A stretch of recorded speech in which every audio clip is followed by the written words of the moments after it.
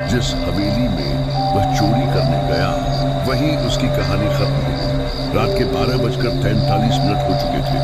शहर से दूर जंगल के किनारे खड़ी थी एक पुरानी हवेली। लोग कहते थे इस हवेली में जो गया उसकी आत्मा वहीं रह गई। लेकिन रघु एक शातिर चोर इन बातों पर कभी यकीन नहीं करता था। उसे बस खबर मिली थी कि हवेली के अंदर एक लोहे की अलमारी है जिसमें पीढ़ियों की जमा की हुई दौलत छिपी है।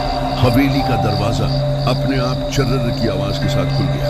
अंदर घुसते ही ठंडी हवा का एक झोंका रघु की गर्दन से टकराया। दीवारों पर टंगी तस्वीरों की आंखें उसे घूरती हुई लग रही थी। डर गया क्या? रघु खुद से बुदबुदाया और आगे बढ़ गया। अचानक ठक ठक ठक ऊपर की मंजिल से पायल की आवाज आई। रघु ठिठक गया। यह हवेली तो सालों से खाली थी। फिर एक और आवाज, कौन है? आवाज बहुत धीमी थी लेकिन बिल्कुल कान के पास। रघु पसीने में भीग गया। वह सीढ़ियां चढ़ने लगा। ऊपर एक कमरे में एक औरत बैठी थी।